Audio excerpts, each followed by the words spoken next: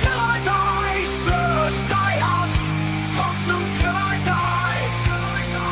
Tottenham till I die. Tottenham till I die. Spurs die hard. Tottenham till I die.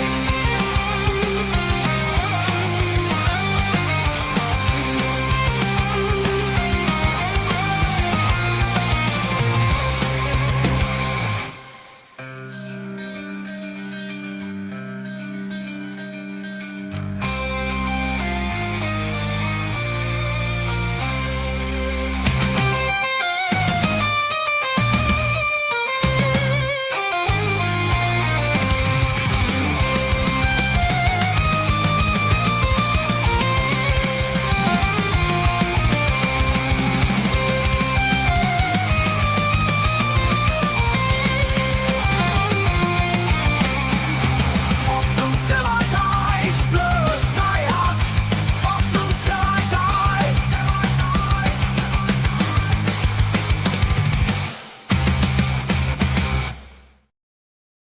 Hello and welcome to the regular Friday edition of Spurs Diehards TTID, Tottenham Till I Die.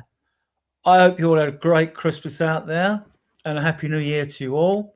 Hope you've all recovered from the overindulgence that comes with Christmas. So everything should be back to normal. I should imagine most of you are back at work now. So anyway, we'll get right into the show now. We will talk about Brentford away. We will talk about the transfer window, the dreaded transfer window. We'll do a preview of Sunderland at home on Sunday. So to start with, I'll introduce our guest. Alan should be on later, I hope. Steve, how are you? And what's the weather like in Michigan? Well, I'm glad you asked. I'm currently freezing my balls off here in the Great Lakes region. You know, that's kind of a sign when home dude is like, wearing a beanie hat in his own house. You probably realize something is absolutely up, and it is just absolutely freaking cold. Over Christmas I went back to my hometown. So you go from one extreme, which is it was absolutely raining out there back in Seattle, then you come back home, and all of a sudden you're at 5 degrees, 10 degrees Fahrenheit. And outside of that, I got to say, things are great. Yeah. Well, here in Edmonton, the Riviera of North London, it's a cozy and tropical -1 at the moment. So, I know how the feeling is. -1 Celsius, correct? Yeah, -1 Okay. Celsius. Yeah. All right. That's if Alexa's not lying to me. Right. So, yeah. Right. Let's get straight into this game debate. Right. What is there actually to talk about this game, Steve? I mean, it was one of the most painful watches ever. The only thing we get is, it's a good away point at Brentford because a lot of bigger teams than us with better squads than us have failed there this season. And we have gained 4 points from 2 away games. Under normal circumstances, you'd be sort of it would be giving you a boost. But for the way we played, Steve. The interesting thing is when I saw the starting 11, I wasn't hopeful at all. Once I saw the double pivot of Polina and Betancourt, you kind of had a realization that it was going to be far more defensive than it was going to be attacking. And the fact that, Thomas Frank was willing to play Archie Gray in that position. And it's as a secondary, as a secondary runner, if he's playing the 8, and you already have that focal point kind of in that creative midfield role. His late runs in the box are actually pretty good. And from that standpoint, you kind of like the idea of Gray getting forward, but as a primary target, I guess you could say a creative midfielder, it's just not his role. And the fact that, Thomas Frank was willing to roll the dice on that. Meanwhile, you actually do have, a player, Mohamed Kudus, who's a big body who can hold the ball up if you want to play off. And the fact that he was willing just to park him on the right side and not roll the dice that way, essentially let me know that he wasn't necessarily playing for the win. He was actually kind of playing for a draw.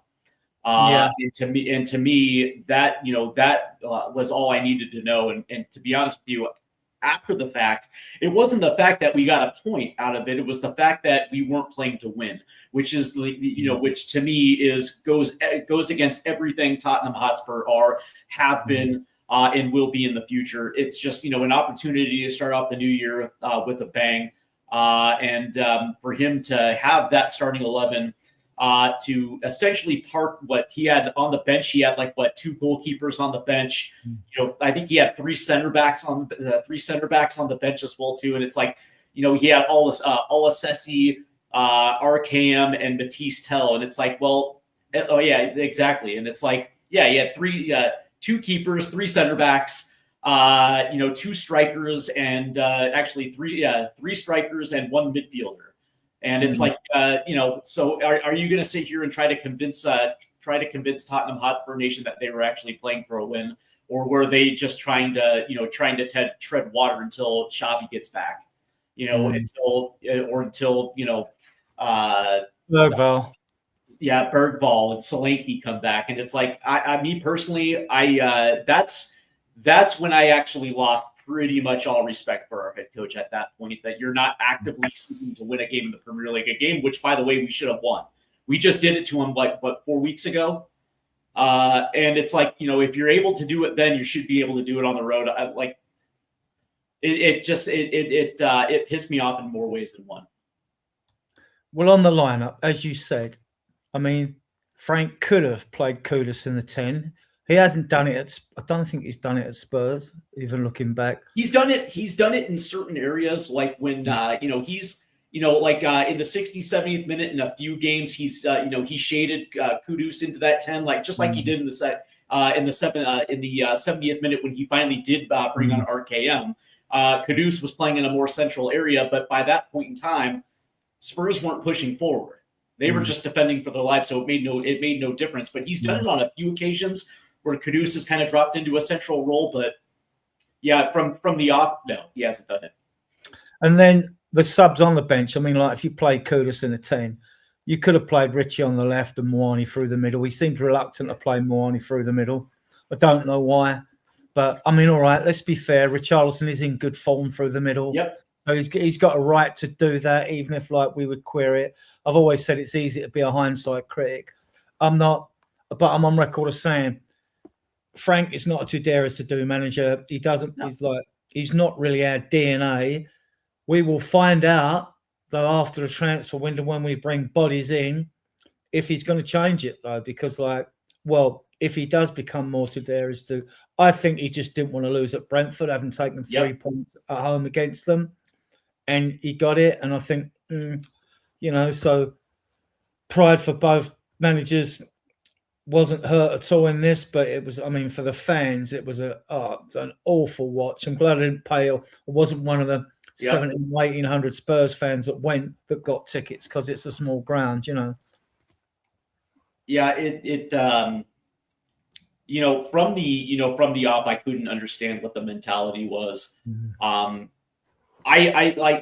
maybe you can answer this one, Adrian. You go back a little bit farther than I do. Can you remember a time when a Spurs manager literally set up his team not to win? I'm drawing blanks. I think he's set up when he's defensively. He sets up and hope like at Palace we're going to nick a goal. Yeah. I think he's set up not to win, but it is negative. It is more defense minded. But I want to come on to it. I mean, and then you had this isn't a good sign, Steve. Yeah. Spurs away fans sing boring Tottenham. Because if you're going to do it in an away game, what they're going to do it at Sunderland at home on Sunday. If the base turns against him, he's toast at the end of the season. He won't get sacked now because he may yet turn it around, right? And show us what he can do when he's got fit players back. But I don't think there's many Spurs fans impressed with him at the moment. Yeah, and what's interesting, I was having a conversation with a friend of mine, who goes back a little bit, goes back a little farther away, and he was saying, listen, once you lose the trust of the away supporters, you're finished. Yeah. And we talk about the disgruntled fans that show up the lane. for home games and the booing that happens at home. But that being said, like once it happens on the road and you can't escape it, you're going to be in a situation where you're most likely going to be defensive to the point where it's anything that you do is not going to come out right.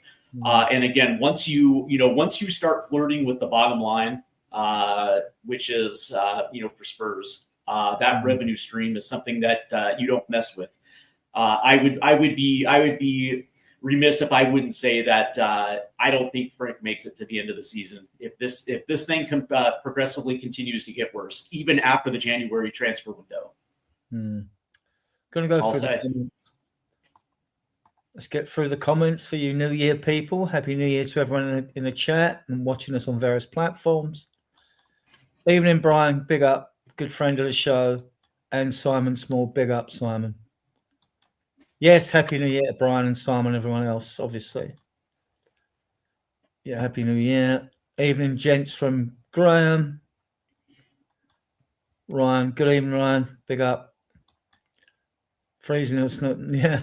I think Ryan's in the Midlands. Okay. Freezing or snow. Let's just start the game. Yeah. You don't want us to go down, so we can't make it. Yeah. True, Trom. Everything you say, there's never a truer word spoken. Yeah, you've forgotten the Forest game. Yeah, we absolutely did not even turn up at Forest, and I didn't put all that down manager because. Well, at least Forest put us out of our misery early, right? The problem with Brentford was they had a couple opportunities where they could have taken the lead and they just missed their opportunities, which in some sense would give us a little bit of a false hope because the game is still 0-0. Theoretically, we can still go down the pitch and kind of nick a goal. So from that standpoint, for me, that's what made Brentford way worse. I think if either of these managers were with us, if Marino Conte got a point at Brentford, would we be critical of their defensive style of play? I mean, this is before, though, we've seen consecutive managers play defensively, and it's not our way. It's never been the Spurs way. Correct. And they'd be better in press conferences when Mourinho would have come out and put a positive spin on this line. He just would have done, So. Yeah, I don't think so, right? Because Mourinho and Conte had credibility in the bank for what they did prior in their prior stops, right? And so I would probably assume that most fans be like, all right, he kind of understands what he's doing. With Thomas Frank, where that credibility has yet to be established. So from that standpoint, I don't think so. And then this made the things laugh. Frank's press conference. I am a daring manager. I took this job. Well, I get that. But you've yet to show us you're a daring manager just because you took Spurs jobs. Lots of others have took the Spurs job before you. So I just go on, Steve. That's the thing, right? Like egos are alive in managers. They are in players. But I will say that the biggest thing that he said in his introductory press conference was, not taking risk is also taking a risk. And I'm like, well, okay, if that's the case, you certainly are taking a risk with your employment as well too, because you would probably think that if you're in this position where your season is essentially teetering on a brink of slipping away, that you would release the handbrake and just let your players instinctively play the game of football and see where that takes you. Because again, we're on the cusp of a January window where who knows exactly how that's going to play out. We're going to get certain players back.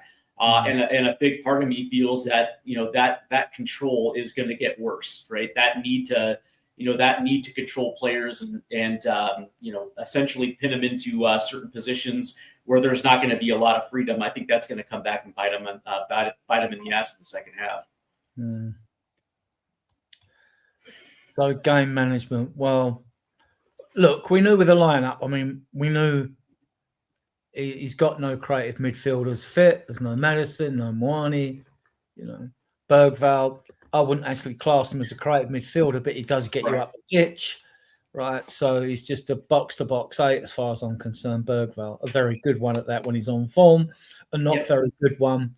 He has games when he's fantastic on the ball and games when he gives it away in dangerous situations. But that's because he takes risks, Bergvall, and he tries things. So do that in the final third. That's what Poch always used to say. Take risks in the final third. to make things happen. So games management, I don't think anyone's going to say it was very good, but just I want to give you some of the stats to show how defensive it was. Possession, Brentford 56 to our 44%. Shots, 2 to our 3. Total, 7 of them, 9 to us. Block, 2 to 4. Duels, 46 to 54%. Corners, 3 to 1. Clearances, 20. We made 32. Shows how defensive we were. Alan's here. Bring him in. Evening, Alan. Hey guys. And then we had 9 to 10 passes, 9 to 10 receptions each. Passes, fouls, yellow cards. This just looks so defensive, these stats. Good evening, Alan. What's the weather like in California? Because me and Steve were at the freezing levels and below. Oh, it's been cool. We're going through a bit of another Pineapple Express where it's wet but warm. We get the storms from Hawaii that come over to us.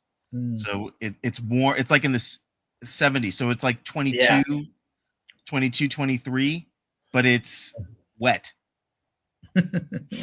Yeah, I was gonna say it's like don't front. It's like 75 degrees out there, even when it's raining. It's like this must be nice. This has got to be nice. So, how did your Christmas go? Did you have a few wines or anything at all? How did our Christmas go? It went fine. The Christmas was fine. New Year's was kind of hectic. I was telling Steve we had to tent our house for fumigation because we had Southern California homeowners pretty much know that every 10 years or so you have to tent for termites and ants. They just get in. So it seems like that's what it is for most people. It's every 10 years. So that was unfortunately for us the time. So we just finished that. We just had a service come in and do a deep clean of the house because they have to open every crevice in the house, every drawer, every cupboard, every closet has to be open. And it's crazy, everything that they do to prepare it. It was a little hectic. How about yours? Well, winter in Edmonton, the rats are wearing overalls, mate, and thermal underwear. So it's -1 here, I think, this evening. Oh my gosh! It was a sweltering 3 degrees today, though. You know what I mean? So wow. Yeah. So like the mid-40s. Steve's freezing, as you can see. He's well wrapped up as well indoors. Obviously hasn't paid the heating bill. You know what I mean? So. What do you make of this whole? I mean, the way we've been playing. You know what I mean? I think that's the fan frustration. It's if this is what Thomas Frank is trying to build, I don't know that a lot of people want to be on that train. Well, Alan, we just spoke before you come on about the fans that the fans were singing boring Tottenham, right? That's the away fans are absolutely fantastic. And there's only about 1,800 could go because it's a small ground. Sure. Brentford. If the fans start singing out in Tottenham, he's toast. If the fans turn up you in the home ground on Sunday, he's toast. Yeah. So now I think he's going to be under pressure to go attacking. I know it's Sunderland. They're very physical. We get into them later. Yeah. So I mean, all right, fair enough. There's no Maddison, there's no Moani, and we've just discussed that Bergvall's not really a creative midfield player. He's just a box-to-box 8 that gets you up the field. So unless you want to push Kudus into the number 10, which means you could play Richie Moani and Odegaard, I think he's got to try and change something. Fans want to see a performance, Absolutely. And look, all right, Sunderland have smashed it coming up. I mean, they've done absolutely brilliant, right? Yeah. But then, we got West Ham at home and Burnley away. And we haven't got any new signings in yet. So we'll talk about signings later as well. Okay. But the trend of Liverpool Palace, we got 3 points at Palace, which was great. That's not a good place to go. And Brentford have destroyed some bigger teams than us with better squads this season. Yes. So it is a good 4 points. It's just the football. I didn't like it under Conde and Mourinho, but at least you had Son and Kane to get you out of jail. That probably made some of the results look a lot better than they were, because even some of the wins were painful or knife edge ones. Yeah. So negative. It's so negative. The style of play. Negative. I think he's digging. It's. You come in a second, Steve. I've noticed it with a lot of this robotic football. you get managers in this league, their first priority is self-preservation than it is to play attractive attacking football. Sure. And they come out and speak such utter bollocks in press conferences as well, like, don't they? Go on, Steve. You wanted to come in?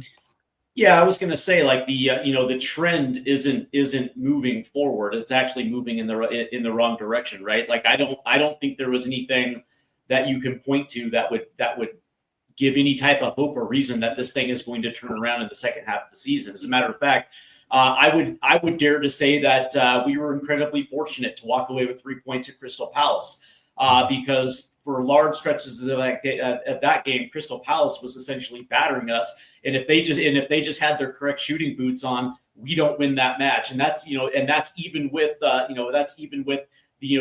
few fortunate times where we actually happen to look good getting forward. 2 goals get chalked off because of an offside, and Wilson Odegaard couldn't hit the broadside of the post. And so there we're able to walk away. But that being said, I don't look at that performance and think that we're getting better.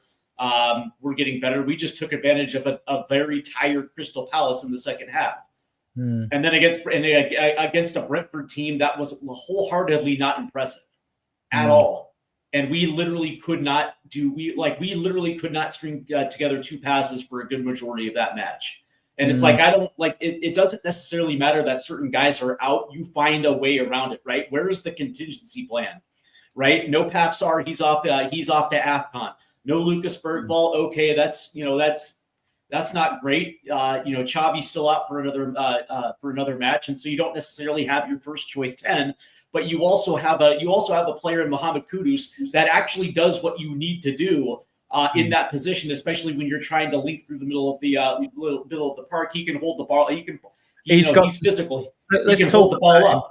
Let's talk about it. And it's like, it's not ideal to play Matisse Tell on the right or RKM on the right, but at least from that standpoint, you're giving yourself some ability to play off the counterattack because you actually are going to utilize your speed on the wings. And so from that standpoint, you're going to get a little bit better movement. But what does he do? He parks Kudus on the right, puts Archie Gray in a position where he was absolutely invisible. And he doesn't make the switch until the 70th minute when the game didn't matter at that point because we weren't pushing forward at that point. Yeah. And it's where's the contingency in case things go wrong? Like a good manager has a plan A, plan B, and it's like, okay, well, sometimes you're gonna have to throw it out and you're gonna have to go with plan B. But it just from the off, it just felt like he was not playing to win. And I get the impression that was the case at Crystal Palace as well too. Alan, on the Kudus situation, he's an upgrade. He's been a welcome addition as far as I'm concerned. He needs to score more goals, especially when all the criticism. I mean, I'm a big Decky fan, right? But I don't care what anybody says. He makes things happen and he scores goals for you. The biggest criticism Decky gets is, oh, he's slow. He's not slow. He's not slow at all. If you go and look at his kilometers, right? He's not slow at all. Just giving a ball when he's in tight situations. But at least he scores goals. Yeah. I've said it on so many podcasts for over 3 seasons. I don't care if we got Ronaldo on one wing and Messi on the other wing. Your front 3 strikers, wingers, you have to score goals. A 1 in 4 strike rate was always considered good. For a winger, which is like 10 goals a season or 9. Whatever, 9 or 10 league goals a season, not cup goals, right? Now, Son was an exception because he was like 1 in 3. Then you're getting down to exceptional international or world-class players. But Kudus has got to chip in with goals. Or the team's got to be tweaked. He's got to be moved more central or something like that. And then he's got to tweak things. Yep. But to me, Decky walks straight back into this team just because what he brings you. Oh, yeah. 100%. Mohamed, and I'm wondering, maybe the right side isn't the right place for Mohamed Kudus. At least in the Thomas Frank system, maybe it's not the right place. I'm wondering why he wants to carry the ball so much. You notice how when he gets the ball, he slows everything down and he tends to either he holds the ball for a second, then he tries to dribble around and he kind of gets himself stuck in a corner or something between like 2 or 3 guys and then loses the ball. That just seems to be the trend for him. He will be better. If he's playing with Decky, he'll be better with other players around him that hold the ball up better as well. They give him the confidence to lay it off. Because one thing Decky will do is hold the ball. Sometimes he Yeah. loses it, you know what I mean? But he'll hold it up better. Yeah. I mean, I hope he's back by the end of January. Well, by the time he played Dortmund on the 20th, we'll see. It should be great to see. Yeah, I mean, well, he'll probably get subs Competition. games and all that, and then he'll come in. Even Slanky's on grass now, so Yeah. we'll see how that goes. I mean, like, It should be boosted to morale, though. I mean, Decky was a big loss, not just because he plays well, but he's a player that, you know, he could have been a captain. He really could have been the captain the way he played last season. Sweden. Yeah, he's the captain of Sweden. Exactly. He definitely could have been up there to be captain. I'm surprised that. I think the only reason why maybe he didn't and Cootie got it is simply because he was injured. Yeah, it could be. Let's just have a look at. We've played the 19th game, so we haven't got to worry about players getting 5 yellow cards, 1 match ban. For those of you watching on various platforms, if you get 10 yellow cards before the 32nd game, you get a 2-match ban. I mean, obviously, you get sent off. It depends whether it's 1 match or 3, if it's for, reckless play and violence, whatever. But Vicario's yellow card, that had me baffled yesterday, Steve. Yeah. Why did he hold the ball so long? I didn't think he held the ball too long for that one. I think maybe he had words with the referee early in the game. He's got the ump. I mean, Yeah. I didn't think he held on the ball that long. No, I don't think so either. And that was the baffling one as well too, because all of a sudden, it was the. Correct me if I'm wrong. It was the goal kick, right? He got yellowed. He got yellowed for taking allegedly taking a sweet ass time on a goal kick. Yeah. Again, I don't understand That's exactly. a corner, then you should give the opposition a corner if that's right. But at the same time, it's you wonder whether or not there was words exchanged earlier. And I'm trying to think of a time early in the first half where Vicario, where there would be I'm racking my brain to figure out exactly how Vicario came on the ref's radar for that yellow, because for me that that actually there were other instances in the match where yellows probably should have been handed and they weren't, and yet this was the time in which the ref decided to show yellow on something that probably which was pretty much much to do about nothing. From what Ali Gold, I think, said in the latest, which was just a little while ago today, he was saying that the ref had some words with Vicario earlier about time wasting, and so I think he said it was like his second or third warning, and I think that's why he gave it to him, even if it didn't seem like it was that long. I think he was pulling on that thread a little too hard. Okay, fair. Carl's Lindblue, evening chaps. Right, okay. Big up, Carl, regular friend of the show. King Oddle's a regular friend of every show out there, really. Good evening. Let's see what Frank does. Being a good evening. They like really to folded to the. So we all do, King Oddle, don't we? We all want to see what Frank can do with bringing back upgrades to players that have been playing, because if he doesn't, he's got to the end of the season. Daniel Field, friend of the show. Big up, Daniel. And happy New Year to you guys, and those 30 of you watching us on various platforms. Hopefully you had a happy New Year. Spread the Spurs words, guys, as well. Let's get us I remain Frank Gnostic until further notice. I'm curious to know what King Hoddle is seeing that I'm certainly not seeing. I would like to know what he's seeing as far as improvement in in the direction in which he thinks that we're pointed in. That's what I kind of would like to know. Yeah, we're still here. I think we've all got Tottenham Hotspur, immune systems basically, because we've had to put up with this crap for so long. Oh yeah. Ever since Poch wasn't back for 518 days in a transfer window, 5.5 seasons in, and he got rid of 35 players in 5.5 seasons before he got sacked in November. We've already started. I mean, we've started out the gate pretty good. I mean, Brennan Johnson's at Crystal Palace, Anna Solomon's at Fiorentina, Jamie Donnelly's over at Oldham. I think Jamie Donnelly probably going to Oxford, Will Lancashire. Oxford, you're right, Oxford. Yeah, and Oxford, conceding loads of goals like he did when they won the championship for the under 21s. Does look unlike. I'm kind of surprised Oh, I that think- Ryan Mason still has a job over Yeah. at West Brom. On this though, King Oddle, this is only my opinion. The others might disagree with me. Enoch brought this guy in. They're not going to embarrass themselves by getting rid of him mid-season. If he goes at the end of the season, then I think Pochettino would be favourite to get the job, having finished his contract with USA. Yep. I know for me, I'm 1,000 miles away from it, further.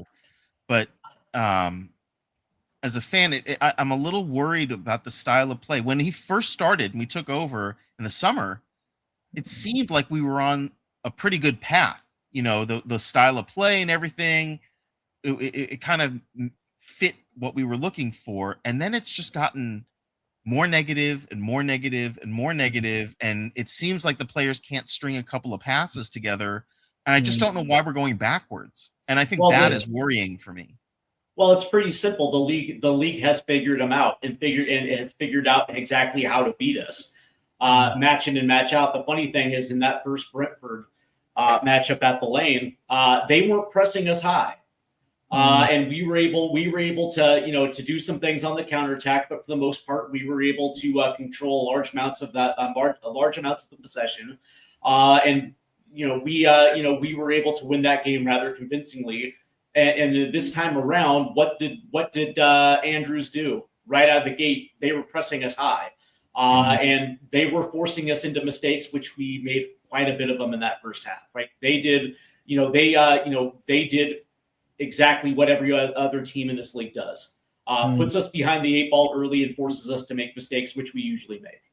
Yeah, I mean, when Spurs want to be defensive, they are very good. I mean, even if it bores the pants of us, because I thought VDV was okay. He come across, he outrun one for a couple of tackles, got some blocks in. I thought he's developing into. He's going to be a world class centre back, Alan. I think. Yeah. We'll be fighting off Real Madrid for him. I'd be surprised. It'll be interesting because he hasn't signed anything yet. So I'd be curious if this is the window where they're going to try to pin him down to a long-term contract. Let me roll up to. I always do this on the contract, so let me scroll up. Right, hang on. Right, we've got. Well, I've got to take Johnson off of this list. This is 2029. Where's VDV? Is he here? We did good business to get. I mean, regardless of I know that about Brendan Johnson, it was a good business. Yeah, the club want to offer VDV a new contract. There's no danger of him going contract-wise. Why haven't I got him? No, it's simply the sway of a potentially a club like Real Madrid. I think while we're on contracts, I think Divine and sorry, Brian Daigle, I like Divine as well, but I think he'll be sold. I think Scarlett will be sold. We get a couple of million for each of them. I think on the 28, Madison, Porro, well, they'll give Porro a new contract. Point is, you can say for all his failings, but then who you're going to bring in that's, a reasonable price that can do what he does. Right. Solomon, we know, is going. Ajayi, they'll go as well. Well, hang on. Oh, Van der Ven's 2029. I think it's 2029 or 30, actually, on VDV. So, we're talking 3 years. So they want to time down now, and rumours are comparable wage to Romero, which I'm all for. Right, we'll get into the others. Well, I'm just going to go through some of these. Okay. I think Dragishin will go in the winter time. We'll discuss that now. Actually, right. Takai has gone. Let's get on to. He's at Borussia Mönchengladbach. Yeah. Oh yeah, Takai went to Germany, huh? Yeah. Mm-hmm. Good. We get on to transfer rumours now. These have been in the press. It's a question whether they gain gravitas or not. Gain more gravitas. We know that Damian Domenic Leipzig. I like the look of this player. I've sent you guys videos and all that. I think he's gettable. It's going to cost. He's 19, 20, but he's built like a brick shithouse. His highlight reel was pretty awesome. Yeah. He looks. When you look for wingers, sometimes they're small and diminutive, like Aaron Lennon was, but can do the business. But when they come in from broad and they're diminutive, I get a bit worried about them. You know, I mean, like Odebert looks like he's getting a bit out muscled in games, but apparently in training he goes whizzing past players. Yeah, but training's differently. Your teammates not going to hack you down, are they? I wouldn't have thought so. Like, you know, they might shove you off the ball, try and win the ball back that way. I just think there's no comparison between training, you know, being fully committed and like playing in the league. You've watched Diamande, Steve? I have watched Diamande, and what I like about him is he can facilitate a job across the attacking three. And a big part of me thinks that now with Brendan Johnson gone, they're going to be trying to attract two wingers, one for each side. One of the things about Brendan Johnson is the fact that he was Caduceus' backup on the right hand side. And now all of a sudden you got rid of that backup. On top of the fact that we really don't necessarily have that guy on the left hand side, and that's the great thing about Diamande is he's actually very exceptional across the entire attacking three. And so from that standpoint, there are many different avenues in which you can deploy Diamande. If you want to use him as an outright striker, you can. And he's absolutely lethal, but he's also good on both feet too. So from that standpoint, he's quick, he's pacey, he can actually create his own space on both sides. And so from that standpoint, that's kind of an attractive opportunity. That's actually kind of an attractive piece right there. He's certainly a handful, Alan. Yep. Big guy, young. He kind of fits that traditional, well, Levy-esque type of buy, you know, young, very high ceiling, could probably sell him on for a lot more, but he's going to go for a lot this time around. Everybody's in for it. I think someone would say everybody's in for him. Arsenal, us, everybody's in Liverpool. They all want him. It would take a large chunk of change to prize him out of Leipzig mid-season. If they want to, you know, they've talked the talk. They want to walk the walk. I think even at 19, you'd get him for 60 mil. I don't mean euros. I mean, I think you'd get him for 60 mil at 19 years of age. And I think that is top money, really, for someone who's 19 in a different league. The next personally, really good too. The guy that I want to stay away from is Savinho. I don't see it. You know, outside of that one good year in La Liga, which got him to Manchester City, I think in his year and a half, 2 years at City, he's had like 40 appearances in the Premier League, only one goal. And his play has not been good enough where he's consistently in the starting 11. The last thing I want is another fringe player that is ultimately going to disappoint. The guy that I would be. I want to go through these singly, like you know. So. Fair. I was going to say Akaluche is the guy. Yeah. So you don't fancy Savinho, Al? You know, I didn't even know about Savinho until the first time we were in for him. I had no idea who he was as a player. I just don't follow Man City that much, but I looked him up. I remember he had a bit of a highlights reel. We kind of watched that. It looked okay, but he can't break through really in this team. And when it's the Holland game, it seems like he should potentially, if he was good enough, he could, because what is it? Jeremy Doku's on that left side, and Savinho. You've got and Oscar Bob. But they haven't been playing Oscar Bob either, and I think Oscar Bob's been long-term injured. So I'm surprised he hasn't had. But you've got Foden and you've got Ryan Cherky as well. Yep. And if they get Semenyo, surely they let Savinho go, and we'd probably end up getting him. To be honest, that's my sneaking fear more than anything else. I only say sneaking fear because there's other wingers I want above him.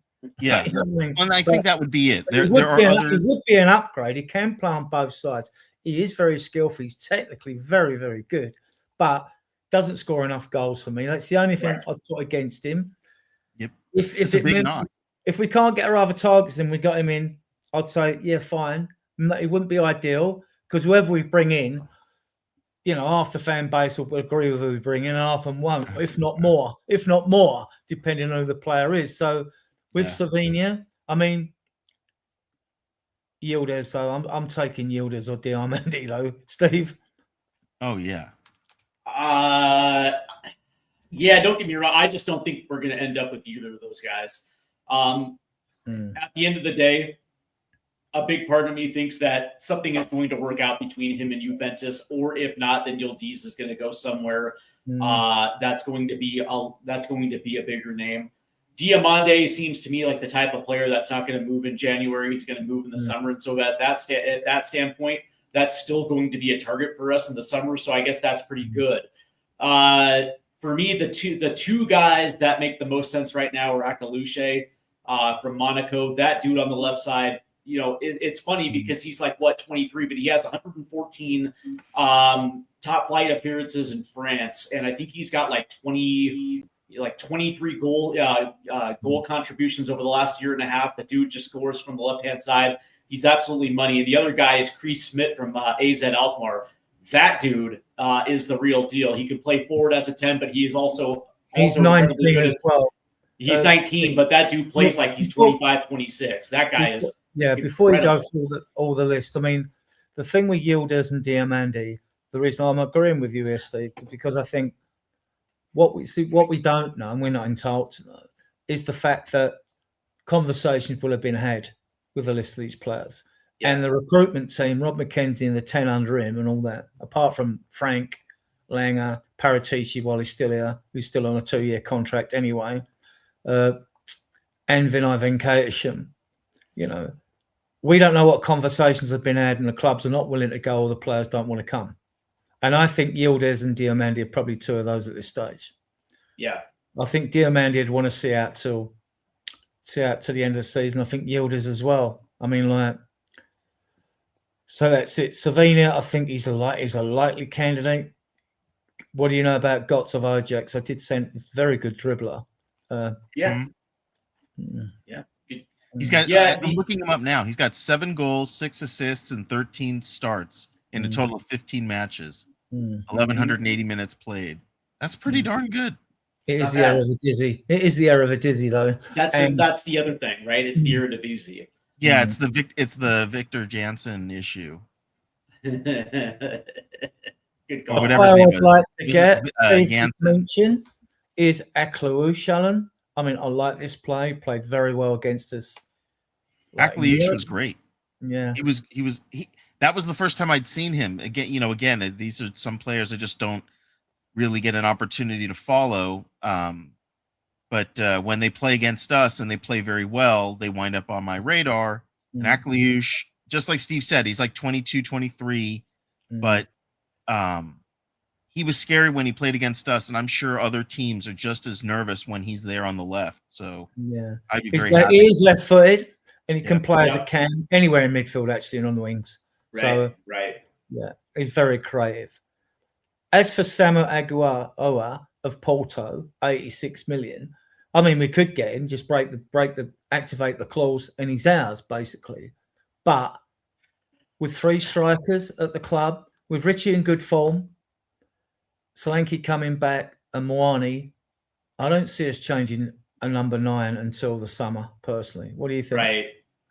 Right. And the other thing about Agahawa is, this is different from Victor Gyökeres with Sporting CP, where that dude had double the goal production, and he was doing it against good teams around Europe, where Agahawa with Porto, it's like when you look at his goal contribution, you're like, oh, dude scored 18 goals this year. That's absolutely phenomenal. But look at who he's doing it against. Right, he's doing it against the lower half of the Portuguese division, and then in the last couple of years, he's had a couple goals against Manchester United, but that last year's Manchester United was absolute dog shit. And then I think he's got one against I think he's got like 2 goals against like one of the top teams there in Portugal. But outside of that, he's been literally doing it against lower division teams. So you have to ask yourself whether his production is smoke and mirrors, and whether or not that would actually translate to this upcoming level. Understanding that right now Richie is in form, we're going to get Solanke back, and we still have Randall Kolo Muani as well too. And it's like, I just don't necessarily think spending $86 million on a guy who you're not 100% convinced that he's going to be able to do it, where we actually have other needs that are far more pressing, and you can actually get away with the 3 strikers that we currently have. Mm. Go through some of the chat. Bingo. Hard work, no guarantee, and it's damn expensive. I don't know what that means. Vidi will no, he won't. He won't be going anywhere. The club would never let him go, Roy. They won't. Hopefully, he doesn't have a release clause. I don't think Levy was in the release No, clauses. no. He's got 3 years to go, so it doesn't matter. Yeah. Got the, okay, we'll go through the chat and then we'll come back to our discussion on the transfer. Blame. I think he's joking with you, just with King Otto. He's joking with you. Yeah, I'm not a fan of sacking in the middle of a season. It's just, even in the best situation, you know, it would be very disruptive. It could, you know, I find it's more disruptive than it is helpful. But Chelsea just did it, and they're going to be just fine. but their ownership is a little bit the way they do things. Although they have, Sure. I get it. They're hiring somebody. If I understand it correctly, that is, I've never heard of. I don't know where. Yeah, United did it last year, and they ended up fine as well too, right? So if you're going to do it, you actually have to have a plan in place, and that's kind of where I'm at right now. You know, I don't understand what the plan is. Yeah. This I'd like Brown. Well, we'll talk about left backs at the moment because you got Brown at Frankfurt, Susu's 19 at Santos, who's just come on the radar, basically. Yep. Apparently, like Santos won about 17 million for him, and for a 19-year-old, just can't see it. Can't see it. Brown at Frankfurt, I think they would. I mean, I think Gary Ward or Phil King said that they would do business for the right money. I'd like him in. I don't care if we paid 45, 50 mil for him. I'd want him. We might possibly get him for something like 40. We got to see if we're serious in this window because of Enoch. Enoch don't walk the walk. They've done all the talking, put the money up, sold a player. They don't bring players in here like this. Fan base will turn on so quickly. They've had enough, you know. As for Tony Al, no, not with his tax bill and all that shit. But what do you think of Brown, Alan? I think I sent you videos. Yes, very good. Frankfurt, right? Yeah. Frankfurt. He is. Was he 9? Is he 19 also? No, he's 22, I think. Yeah, Nathaniel Brown. Right. He's had his first left-footed. Yes. Yeah, I mean, he's not like huge, but he doesn't need to be. But we definitely need a left-footed left back.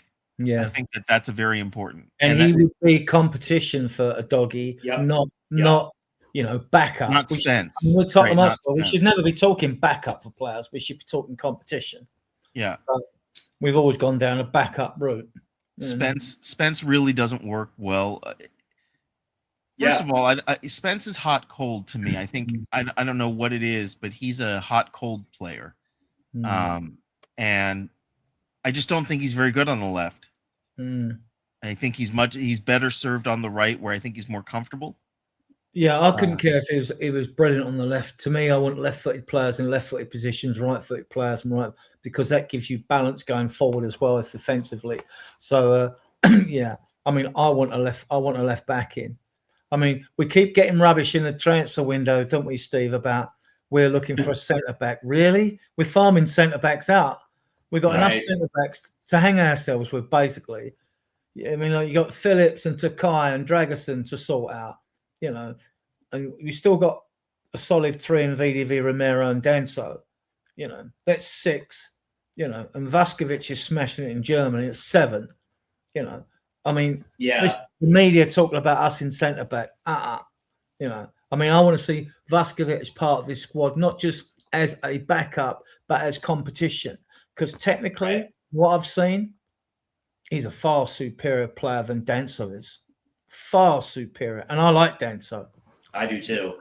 I will say that as somebody that is vaguely familiar with the United States men's national team and the dual nationals that we've been chasing over the last 5 years, Nathaniel Brown was certainly one of them. And that guy has an unbelievable ceiling. I guess the only question that I have is the fact that he's actually carved out himself a nice role in the Bundesliga with Frankfurt, no doubt, and no doubt that he would at some point want to make the step up. But that being said, he's an everyday starter for Frankfurt right now. And does he want to come to the Premier League, understanding that when Destiny Udogie is healthy, he's going to be playing? Is that something that would he be willing to leave the Bundesliga for at this stage, knowing that when all things are even, he's not going to be a regular starter? Is that something that he would be okay with? And that's something that, at least with Akalushe, you kind of have the understanding that he's going to be the starting left wing more oftentimes than not moving forward, right? And that's the thing with a guy like Nathaniel Brent. It's like if you're bringing him in, or Sousa for that matter, you're bringing him in because you're banking on their high side, their ceiling, right? You're essentially saying that this is going to be the future. Well, if that's the case, does the future start automatically? And even when Udogie comes back, is that something where for a fact that he can play himself into a starting role and not have to worry about being dropped as soon as somebody comes back? That's the difference between like an Akalushe or a Keith Smith versus a guy like Nathaniel Brown. One has to wonder whether or not he would actually do that and come to Spurs knowing that he may or may not be a starter. Yeah, I mean, Akalushe would solve so many problems for us. I don't see why we're hesitating. He's gettable for. I mean, apart from left on right with these problems we've got. Same thing with Anthony Robinson. The middle, it would just make he would improve us. I'm every confidence he would settle in the league. I don't know why we're differing. Maybe we're not. We don't know. This is the thing, you see. We don't know what conversations are going on behind the scenes. The press are guessing and just linking us with everyone as usual, and we don't know, how close we are. I think, and on to Smith. I mean, he's supposed to be the hybrid Adam Walton, Kevin De Bruyne, but he's 19 years of age. And as someone mentioned in the chat, we don't want any more kids. The problem is like the money they'd want for him, you could go and get. Then like Conor Gallagher's been mentioned again, you could get him back for that, right? And pay his wages. He would do a job. I don't find Conor Gallagher particularly sexy. But we've seen how physicality works in the Premier League, because you see how well lesser teams do, like Sunderland in particular, who've got about 5 or 6 away on AFCON, actually, by the way, for a game. We'll get onto that later. Smith, though, I mean, I know Steve's a fan. I'm a fan of what I've seen in the era of a Dizzy. Yeah. But we've been burnt before, haven't we? And Kudu and G. I mean, Janssen. I mean, yeah, but he's not a striker. That's the thing. He's a midfielder, right? Yeah. So it's a little bit different, right? Because you're not trying to compare and contrast goals in the Eredivisie versus goals in the Premier League, right? This is like the perfect type of guy you want to bring into that young midfielder mix with Archie Gray and Lucas Bergvall, because he's a high level player. And the fact that he's compared with Frankie de Jong and Kevin De Bruyne, because he can play the 10 excellently. He could also be a very good box-to-box guy. The fact that, like, if you look at his spray charts match to match, this dude has the if you need him to hit the switch, he can make this. Like, the dude has every pass in his locker. The dude just sprays the ball, and he's like one of those perfect, like, especially when you consider that our link-up play is like our link-up play right now is some of the worst that I've ever seen. And having a guy like Smith kind of being the engine in the midfield would absolutely solve a lot of our problems. Like he's at that stage where you kind of want to bring him into that Bergvall Gray mix. Let me put you on the spot then, because if we bring a midfielder, it'll only be one. Like it might be 2 wingers, and it might be a left back as well at that. So, who are you going for, Smith or Akalushe? You can bring one in. I know I'm going for. If we can only bring one in, Chris Smith. Really, Alan? Yeah, because here's the thing, right? I like Wilson Odebear, and I also like his high side. So at the very least, you still have Wilson Odebear, and we're going to get Mikey Moore back at the end of the season. So there's going to be competition at that spot. And so I kind of like that competition. But Chris Smith is 100% a game changer for Spurs in the midfield. Alan, who would you pick, Smith or Aklush? Really only seen Akliush play, and I was very impressed with him. I love Akliush, by the way. Yeah. I thought he was a right winger, but do we play him on the left? He's left-footed. He's Yeah. left-footed. He plays as a well. Look, we know most wingers play on both wings now, but he plays as an attacking midfielder, basically both wings. Yeah. Yeah. Okay, but I think I would go for Akliush. Yeah, I think I would, just because I've seen him play. It's the Eredivisie again, you know. I mean, I'm not saying Smith won't. If we were going to go for someone like Smith, do it in the summer. So We need now, though. We need now. And Aklush is 23 and Smith's 19. So here's the other catch about this one, right? Number one, we should be getting both in this January window, right? We shouldn't be pigeonholing ourselves for one or the other. We should be getting both. But I will say that with Akliush, it's almost like getting Sonny from the Bundesliga way back when. Like Akliush is that type of player where he has that high side where it's like you can envision him being that focal piece. Yeah, he's not the fastest. He's not the fastest, but he's just got great vision, good on the ball. He's got that little burst that will take him past the player. You know, if you put in space, you're past the player, whatever. I could see someone like Man City snapping him up if we're not careful. Right. Yeah, the thing is, though, it's all right. One, players going there are probably going to want to know about these 150 plus charges, whether they're going to get relegated or not. And and then you've also got the fact that they've got such a big squad that every player you bring in at Man City now is going to piss someone else in that squad who thinks I'm there, pushed down further down a pecking order, which is good because you wouldn't have trouble with Tottenham Hotspur. We don't care about other teams. So we just want our managers to succeed, and I want Frank to succeed, but we'll see. I mean, I've not seen anything to impress me, but so far we've had some good results. But then I'd expect this amount of points under any manager we brought in, you know. So more points. So that's Sousa. I did like this. I didn't put this guy on here. There's a guy for Lens, Amadou Sangara. I don't know. I think I sent you guys a video. This guy can ping a ball. He can ping a ball from anywhere. He's not been mentioned. He's just want to mention it in case if he comes good, I can say I told you so. And we'll forget the ones I'm wrong about. Like, you know, like I thought Santiago would do it in the under-21s. He's in the Spanish second division now, you know. So yeah, so don't get. Okay, let's move up into present times before we move on to Sunderland. Brennan Johnson at Crystal Palace. Your take on Brennan Johnson while he's been at this football club, Steve, and I'll go with Alan afterwards. Yeah. It's kind of bittersweet because I actually like Brendan Johnson, and when he came over, I was actually quite excited because you see the potential and you see the ceiling, and you're kind of like, oh, okay, cool. And when he kind of got bed in with Ange Postecoglou, you started seeing flashes of it, and maybe he is just a player that only fits a certain style because obviously he wasn't able to break into Thomas Frank's side. So okay, fine. I like the fact that we're being ruthlessly pragmatic and just being we're able to get something for him. And if that helps facilitate Crystal Palace, and so be it, right? So from that standpoint, I like the fact that we're not just keeping players around. We've already made a decision on Solomon. We've already made a decision on Johnson. And so from that standpoint, that's good business for Spurs. For Brendan Johnson, though, the player, I think he actually hit the money on this one because I think Crystal Palace is actually the right environment for him to be in. And playing for a guy like Oliver Glasner, who knows exactly how to get the best out of Brendan Johnson, it wouldn't surprise me if he picks up where he left off last year.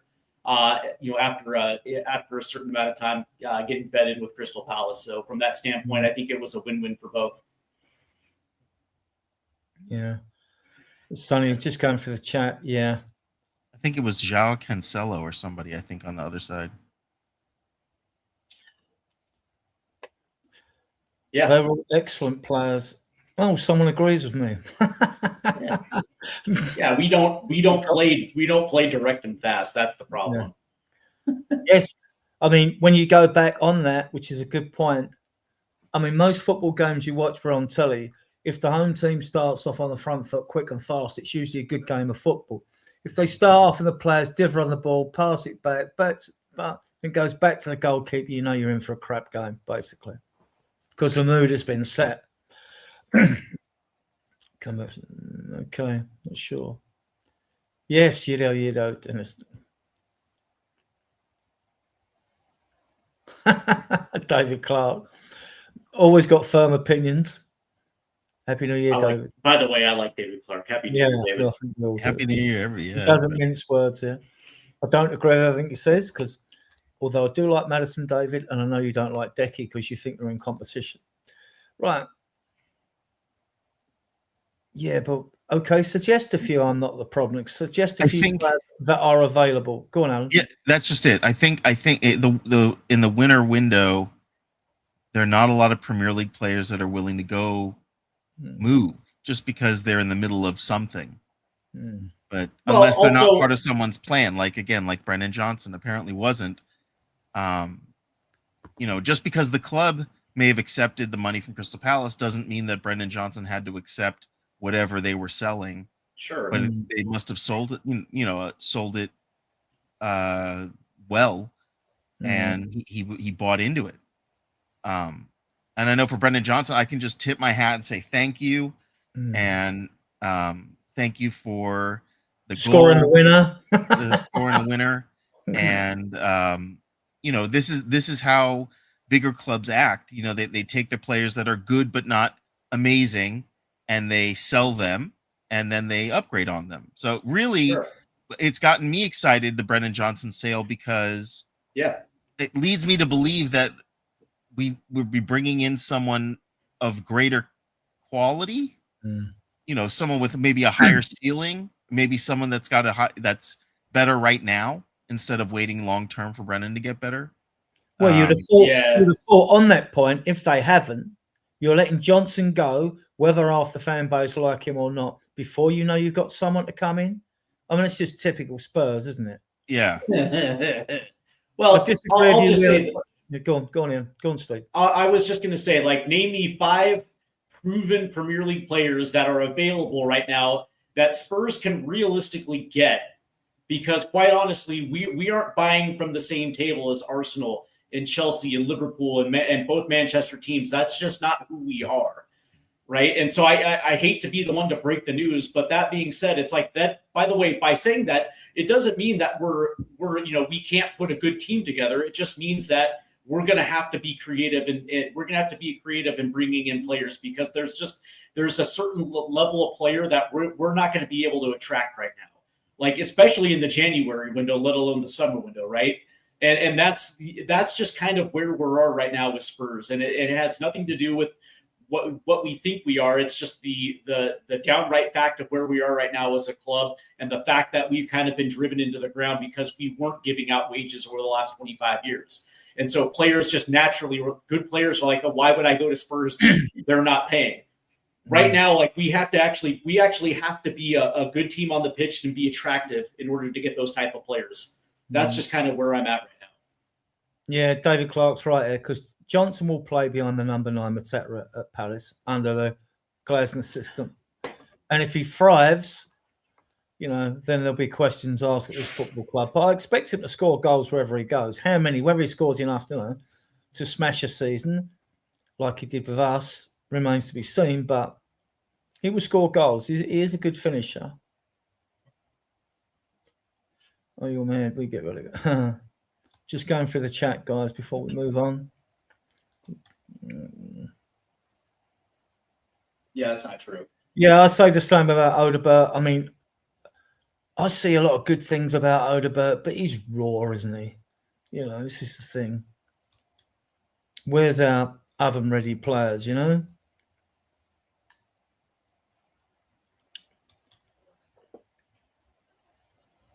True. Yeah, it's true with our Spurs TV.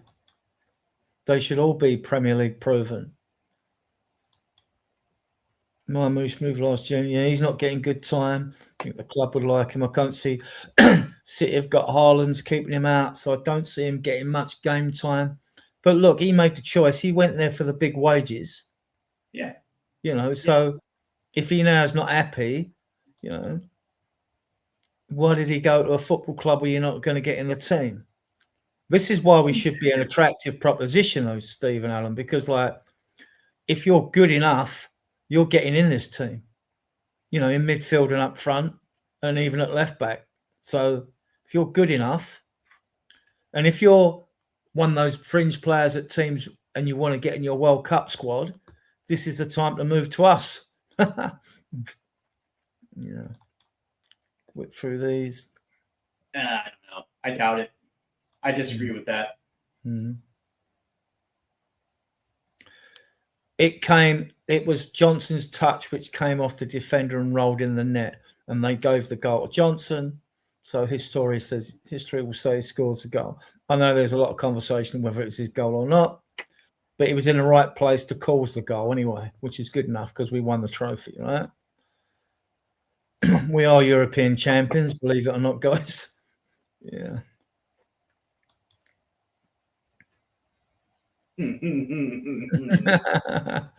That's funny. Yeah, let's I don't know, go back to the banners. Yeah, my take. I mean, I'm on record. I didn't want Johnson when I watched videos of him beforehand. I did warm to him, the 18 goals. How can you not warm to him? His game involvement at times was very limited. And what kept the fans off his back was the fact that he scored goals if he did nothing else, which he's there to do. So, it's Johnson.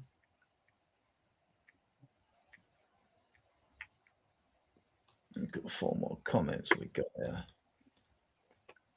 That's who we are, mate. Yeah. So chances to score a goal. Yeah, there is that. That's why I was surprised when Chelsea got Garnacho. How many goals does he score? Ryan G. Don't. Okay. Back to the banners. Yeah, I mean, I think, I wish Johnson well, actually. It'll be fondly remembered by the Spurs fan base. It'd be loved even more now he's gone, Steve. Probably. Right? It's always the way, isn't it? Players that hate it then come back 2 years later and they're celebrated. They're carried shoulder high through the stadium as an ambassador, Yeah, we're not getting Marmoush. Right, 2 takes on this. Kota to Kaya Gladbach loan. Makes you wonder why we bring some of these players in when this happens. I've also heard that is a loan with an option to buy. Now, Gladbach, Mönchengladbach have had a few Japanese players play for them before. So I think it's a good loan. He's only 20, back from injury. I think it's a good loan.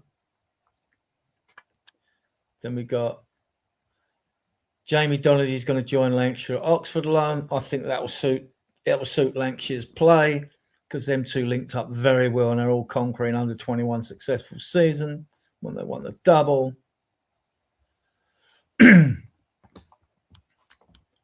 So, right. So one more. What's a comment here?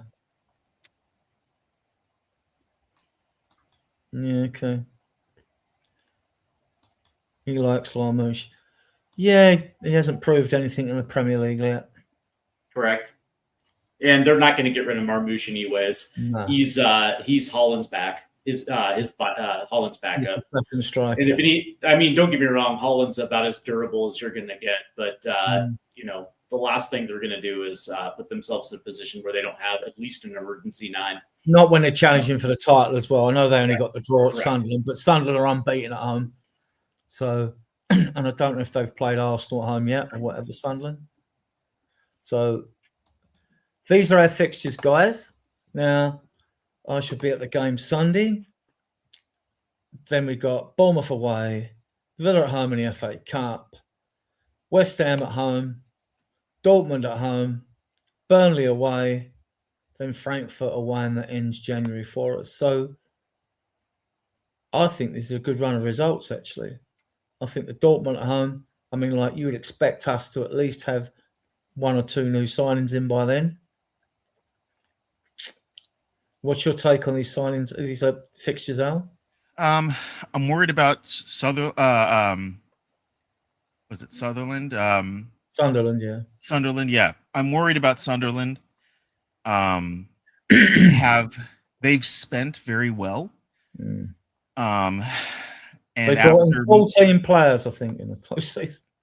They did a lot. they bought a bunch of players. Broby, they got Gertruida, they Granite Jaha. They've got a lot of good talent. And more than halfway through the season, they're much higher up than we are. They're knocking on 6th, I think, something like that. Or 7th. They're doing much better. So I'm worried about them at home. But the other ones, I remember, would you say Dortmund? Dortmund and who is it? Can you go back to the card? I will. Hang on. All I've got to do is remove this that comes up. Bournemouth has been pretty weak. Yeah. Lately, they've lost form. And it's interesting. They've lost form, and I watch someone that I was listening to a couple of Bournemouth channels, and they're not happy right now with their coach, even though everyone would say Areola was like the guy.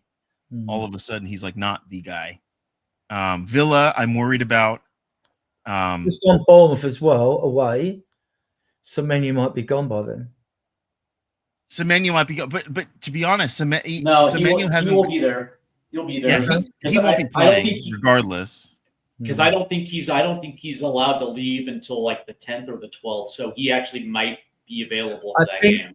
No, I think what the 10th is, I think his release clause has to be activated by the 10th, or then they can set their own price for him. And I think they'd set it on 65. So I think they'd probably want about 75, 80 million for him. So I think by the 10th, so if City are going to move for him, or Man United, or Liverpool, who's still trying to blend the players they brought in anyway, they don't need the addition of another one. You never know, they might go for him though.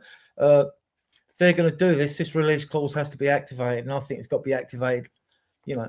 Well, I mean, people are going to pay a premium. I think not just the activation fee, but they're going to pay a premium to sway him. Steve's right, unless they activate it on the 9th. Yeah, because we're only a week away at Wednesday. I mean, we've got Sunday, then Wednesday we've got Bournemouth away. But him going, if he is going, and they've had conversations behind the scene, which they must have had, then would Bournemouth risk Semenyo in his last game against us if that release clause is activated? Right? Are they going to risk him? It's not certain that he plays against us, but he might. But he might. It's But I'm worried about the next game. The Villa is the cup game, right? The FA Cup game. Well, they just got spanked at Arsenal. They just got spanked. I don't know who they've got between now and us in the cup. I don't know. Perhaps you can look it up, see if they're at home or away. Because sometimes fixtures work to your advantage. When you're in good form, you don't care who you're playing because you think you're going to beat anyone. But we've not been able to string a run of victories together. So, yeah. Let's see.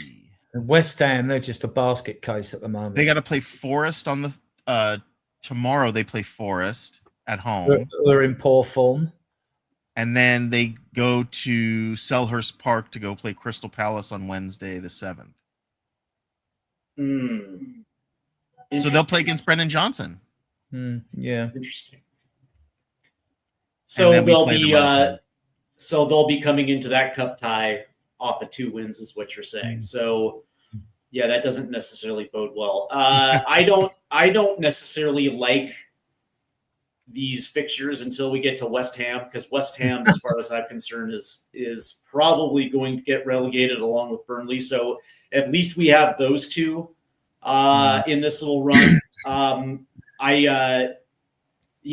What's interesting about it is I still remember Sunderland going to going to Stamford Bridge and standing tall against Chelsea, in which was an amazing win for them.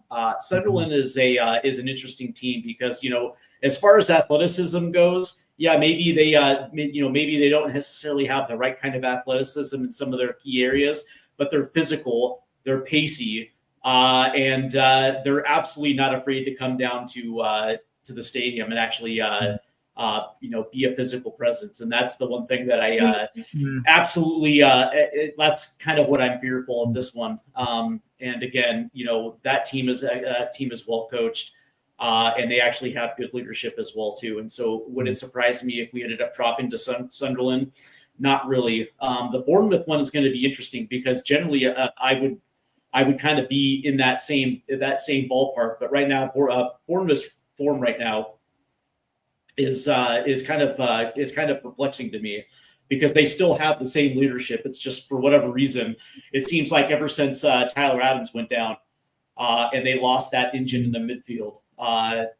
They've been trying to overcompensate. So from that standpoint, I would think that there might be some hope there against Bournemouth. Maybe it's a draw on the road, but I certainly don't like our chances against Villa in the Cup, and I certainly don't like our chances against Dortmund either. So, yeah, that's kind of where I'm at. No, we all feel the same way, mate. On this comment here, yeah, about not being able to pass the ball. We need a good pass from midfield. Right. Yeah, never underestimate Dr. Tottenham showing up. Yeah. So, unfortunately, our home form is not so good. So the fact that their away form may not be that great doesn't inspire a lot of confidence. Right, back to this banner. Oh, before we go back to the banner, let me hide that. Right, I'll get time to give the channel plug. Guys, there's 60 odd of you watching us on various platforms. I hope you still got the Christmas spirit and the New Year, Happy New Year spirit in with you. If you have, you can see the little subscribe button in the bottom right-hand corner. Please hit the subscribe button, right, and give the channel a thumbs up. It helps the algorithm, helps the show to grow. Also, our shows go out every Tuesday, Friday, and Sunday mainly. Sometimes on a Wednesday, depending on European games, right? So you can find us there. Ian will be doing EMF co-owner will be doing a show this Sunday at 9:30 UK time. You can find us on Facebook. You can find us on XCOM. We've got a WhatsApp channel. We've got a Discord channel as well. If all are welcome to become guests on this show, but we'd need your phone number to add you to the WhatsApp group, which the securest way to do that is through Facebook chat or XCOM chat. So thank everyone here in the chat channel for their comments, and thank all of you watching us on various platforms. And with that, we'll get back to this banner. Villa, guys, this is a good time. It's a cup game. Frank being conservative to sort of like give Solanke a run out, or perhaps even Decky if he's frightened of losing Premier League points. You know, it's interesting. Go ahead. By the way, is Decky on the grass yet? I think he is on grass. I think if he is, he's just starting on grass. Yeah. Fair. Okay. Definitely in the gym. I've seen him work out in the gym. But he's not with the team. Whereas Solanke is with the team. He's on grass. So he's match fitness with Solanke. And sharpness, you know. But he's on grass. What did you make of Thomas Frank's comment about him not enjoying his time at Tottenham? Did you catch that? Did he say that actually? He said, in short, no, that he wasn't, but he knows that it's a big project, and so he's kind of like it's at the beginning, and he knows there's a lot of work. I think he's finding it tougher than he thought it would be. Yep. I don't think he's a bad manager. It's a question whether you like a manager's style or not. I mean, with limited resources, he did well with Brentford. He got him up from the second and did well for Brentford. So he's a proven manager, but he's just, to me, he's not our DNA.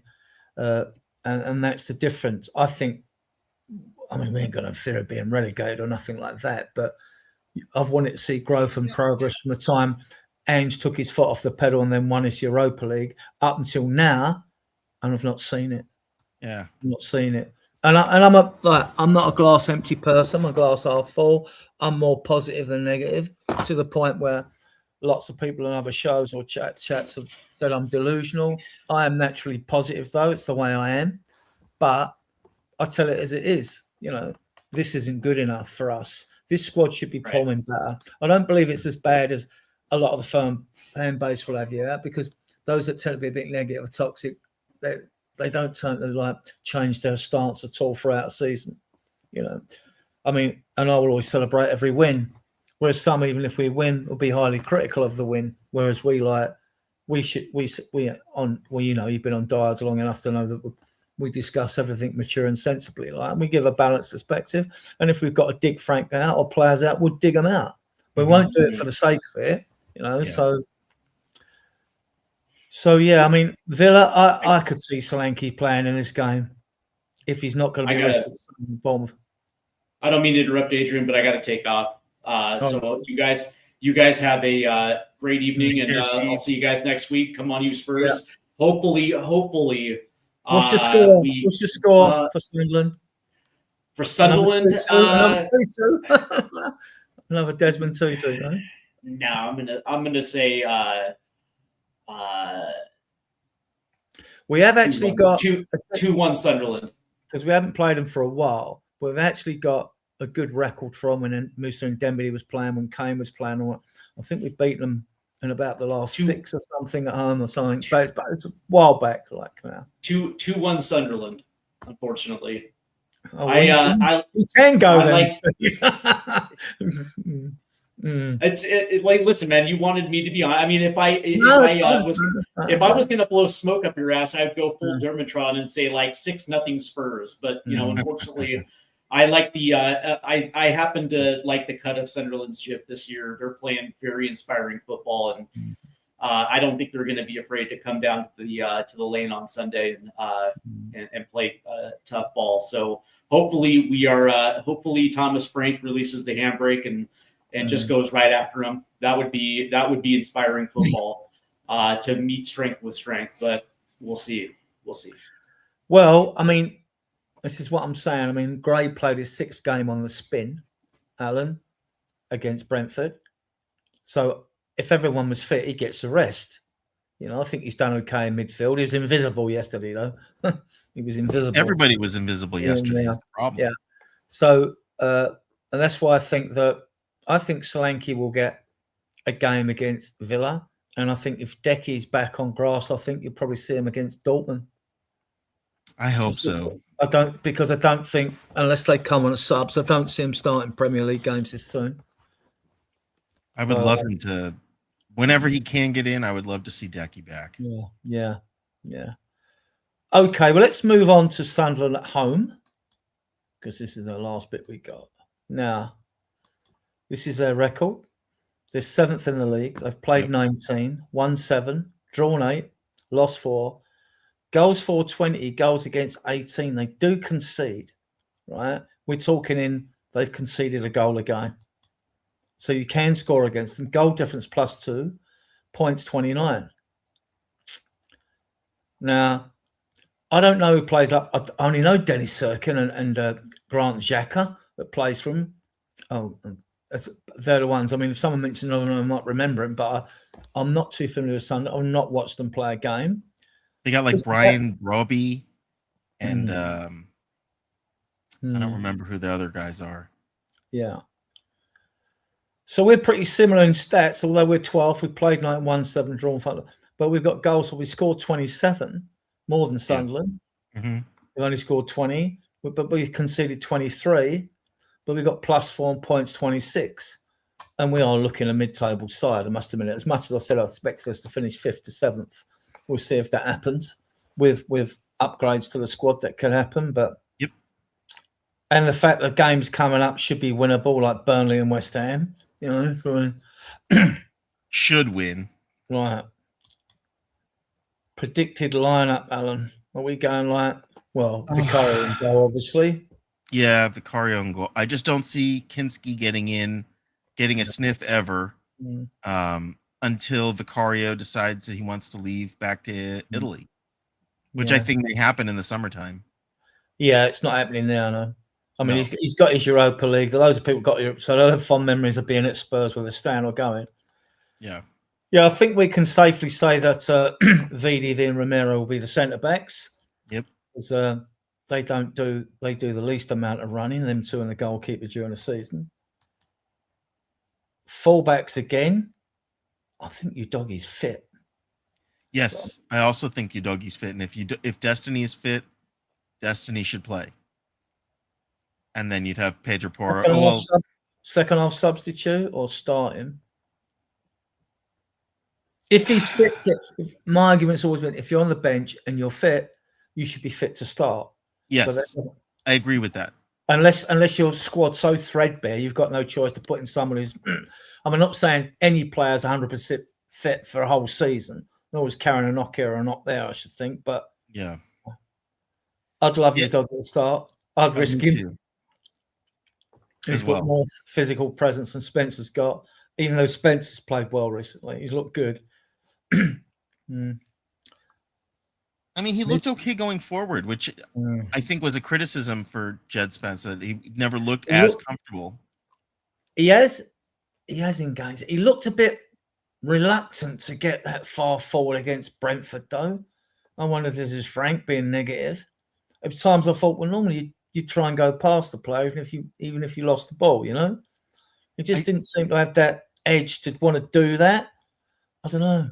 No one did. I think it might be what they're tasked with, playing a very negative style of play, which is just horrific to watch. Yeah. Just want to go through the chats before we move on to the midfield.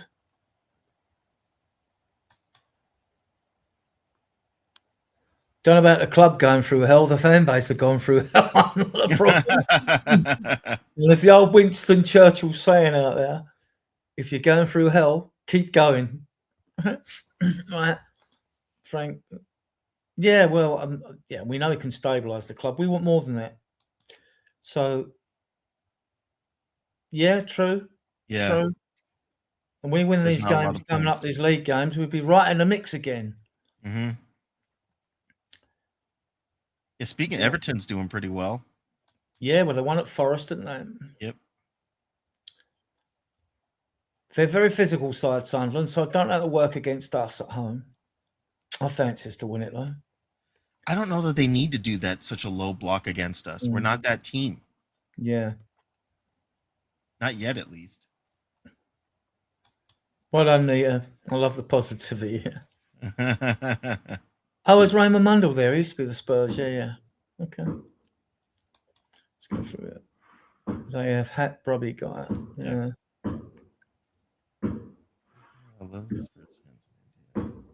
Okay. Oh, well.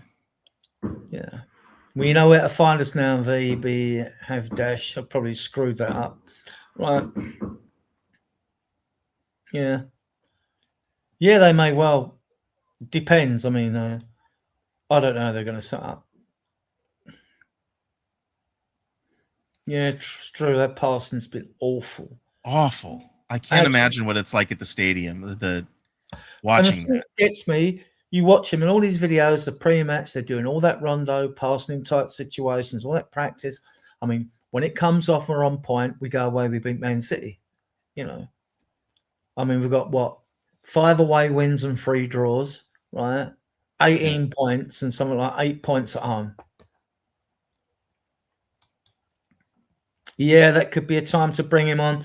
This is what I'm thinking in the cup games, where there's not 3 points at stake. Yeah.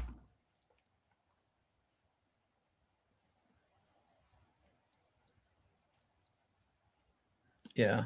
Big up, Sonny. Just going through the list here. Yes, Happy New Year to everyone. Oh, yes, big up David Shearer, Aussie. It's summer there, so he won't be freezing. Unless it's... Yes, good day, Alan. I hope you're well, Cobber. I hope you're well, Cobber, as well. And Peter Kahagis. I haven't seen him for a little while. He must be busy with work. Alan. Or hopefully maybe taking a needed vacation. Yeah. Back to the banners, which was, where was I? Lost my spot. We was here, weren't we? Yeah. Yeah. So I think we roughly need a point, but if we beat Dortmund, we're through to the playoffs. If we were to lose to Villa, who've just lost that goal to Arsenal, like you say, they're at home before they come to us.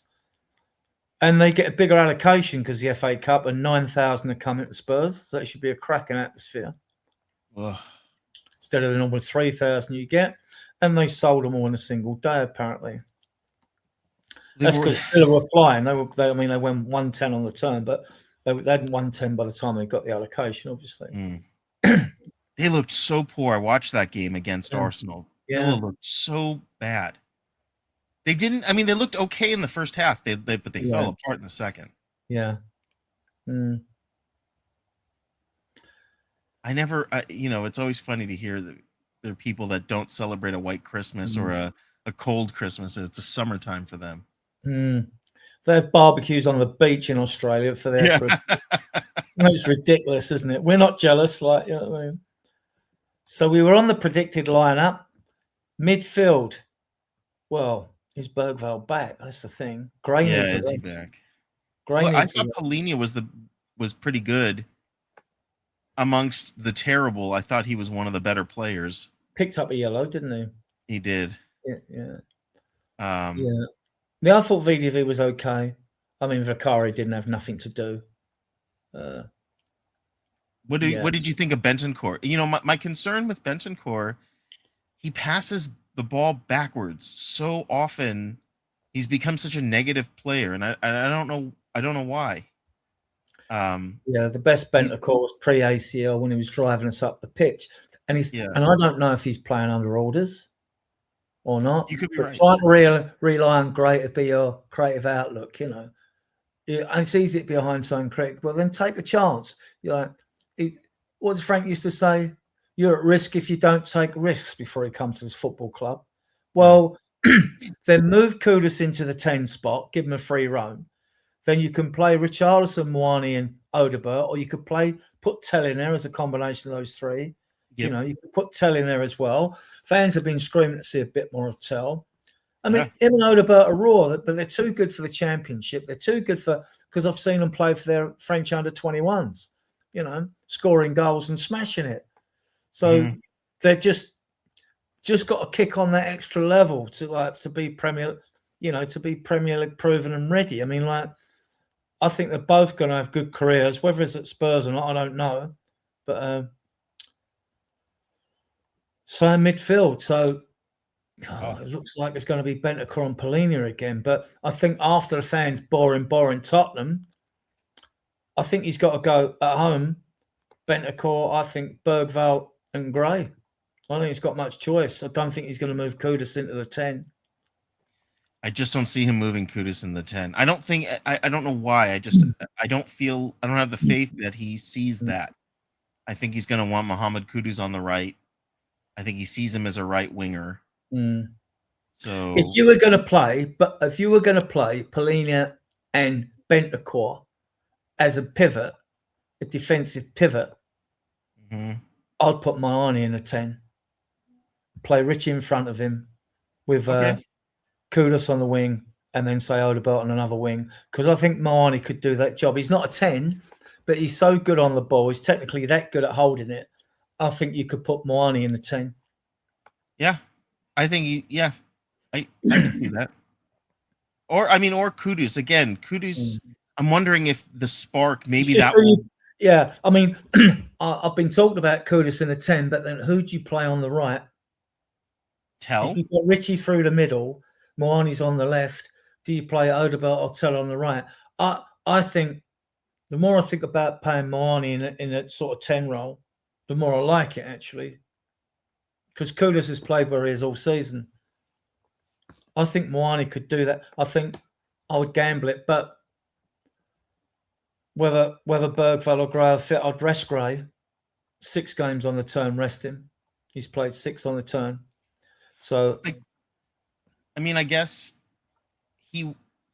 if he was being strategic, he would play the players that he thinks he might be moving on in the winter window against Sunderland, because he would want to feature them like if Brendan Johnson was being talked about and it was still with us for some reason, and they were, the vultures were swarming, you'd probably start him, see, show off the goods, so to speak, Yeah. and maybe I'm not the I don't problem. know. Please play Kudus and number 10.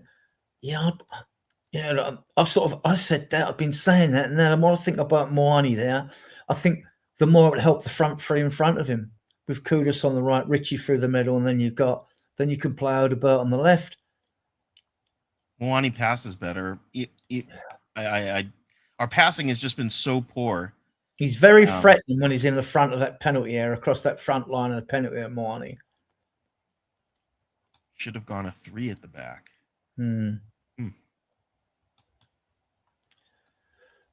He's not going to play for.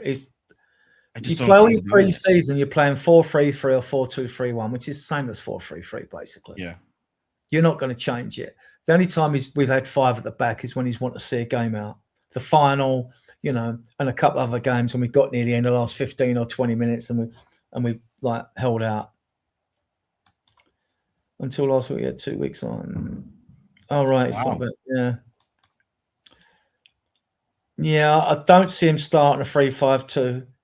And he knows that if he did that and it went wrong, you can imagine the reaction from the fan base, right? So if he's got to stick to the system, it's just a question of who he picks. It's so funny. I know on this, we've talked about this. The Ange did 3. Who did 3 at the back? No, not Ange. Whoever was before. Because I remember Eric Dyer was still here. We were doing 3 at the back, and we kept wanting 4 at the back. And then we did 4 at the back, and then people started saying we should have 3 at the back. Yeah, we told you the squad weren't good enough, basically. Yeah. I wouldn't loan them out, Sonny. I would keep them as squad members because you've got to have a squad of 25. I would definitely keep Odebert and so as the squad members. Question is whether they'd be happy if they're not going to get the game time. They've got more game time at Spurs than we've got at their previous clubs. Anyway, they got at yeah. Tell was never going to push Harry Kane out the Bayern Munich side. That was for sure. No. So he's got more game time here than he would have got, even though it's been limited. Odebert again, he came through the PSG Academy, for those who don't know, and then he was at Burnley when Vincent Kompany was at Burnley before he took over at Bayern. Absolutely raved about him. We can all see there's a player in there. Just want to see him take his man on more often. Yep. Yeah, Slanky's been training. Yeah, he's on grass. Who is it who said, 4-4-2 more? 4-4-2. Yeah, I mean, you could play Morning and Richie in a 4-4-2 system or a 3-5-2 system. 3-5-2. Or 3-4-3. It's similar, isn't it? There's just go pull it, double pivot. Yeah, Gray could do that job. I just think that would be his 7th game. Yeah, Archie. Go on. Archie. Yeah, he's played 6 games. He needs a rest. Now, Bergvall, for those who don't know, has got a slight abductor muscle problem. So that probably means he'll be out for the rest of the season. Feels like any injury suddenly they're after the whole season. Yeah, so if it is a slight one, well, they'll scan him. Yeah. Then play Paulina and Bentancur. But if you've got to play those 2, right, we want someone who can hold the ball up in front of them, and Moani could do that job. I mean, it doesn't hurt to change it up. He's already been changing everything else, and it's not working. You may as well try something out of left field. Yeah, because if you're playing 4-3, it all depends who the 2 wide players are in the 4, whether they're wing backs or whatever.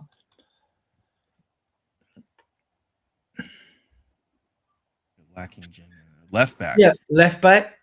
We need a left wing, obviously, and I think we need a dynamic, creative, ball-playing midfielder, a dynamic one who can find his passes, because then you give him the ball. I mean, when we had a world-class midfield of Odell, Ardiles, and Villa, Ardiles said every time he picked the ball up, he looked for Odell. He looked for Odell every time, right? But the 3 of them were world-class, so it didn't really matter. Yeah, well, we're talking about our problems, not where other clubs' players are. Exactly. He changes the game every other game, the plan every game, so it's tough to predict. Yeah, so the midfield three we were on was, I just think that Bentancur, I mean, he's under pressure to play if he plays Paulina and Bentancur after the fans singing boring, boring Tottenham. But whether you should allow yourself as manager to be influenced by the fans is another thing, right? But I do think that if he doesn't improve the squad this window, because we're getting a lot out. I mean, we're coming out of the gate, we've started strong with the outgoings, just no incomings. Yeah. So I mean, he'd be under pressure by the fan base if he doesn't. We don't see growth and improvement, but there's no way the board are getting rid of him. If they get rid of him, they get rid of him in the summer because Poch would be available amongst many other managers that get the sack of the World Cup. Yep. So, and there'll be a few more sackings in the Premier League before the end of the season as well, right? Yeah. And even Glasner's out of contract at the end of the season. So whether unless Johnson's gone, I ain't coming if you're leaving at the end of the season and got some. That could be telling. It could be telling. If he said, "Look, I'm going to recommit," then that's what convinced him. That'd be interesting if that came out that way. So it's like, So So who do we think in the? You think? I think Gray needs to go 4-3-3. I think Gray needs a rest, and like with Bergvall, if he's got a slight abductor, I'm not playing him. And Frank would have good reason to say, well, look, Gray's played 6 games on the turn, and Bergvall, we don't want to take a chance on Bergvall. I think it's going to be Bentancur and Paulina. It'll be 2 of them. So we're just running out of options. That means we got no one in the creative midfield unless you put Kudus there. Or Odebert's played there though. Odebert. And he's good on the ball. And he can hold the ball up. So you could play Odebert there. You could play Kudus there. You could play Moani there. I like Moani there with Odebert on the wing. Because then who are you going to play on the left? The problem is, like, you could put Richie there. He's a good block there. But he's in very good form through the middle. He is. He scored those 2 goals, even if they trap a bag of cement, but he's been in good form, right? God, he can't run. He is not very quick. He's just not very quick. I don't think it's a question of players are not quick. It's just that there are some superb athletes in this Premier League that are rapid. Yes, that's true. Yeah. Among against the average person, he probably smokes them, but against other players of his caliber, he's not as fast.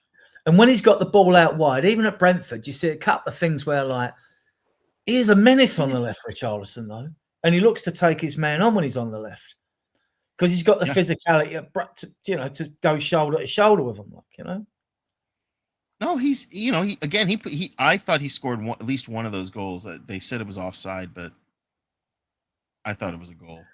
They could, well, they apply a bit of pressure, King Elder, whether that forces his hand. But I don't think, looking at knowing what the little we know, knowing that Gray needs a rest, knowing that Bergvall's got a slight abductor, I think he's got to go with Bentancur and Paulina. If you risk Bergvall and he gets injured, we need him for the rest of the season. Yeah. I mean, how slight is slight, a slight abductor problem. Sarr's still at AFCON, so we can't use him. Basuma's away. We don't want him anyway. My gosh, yeah, it kind of picks itself. We just don't have that many options.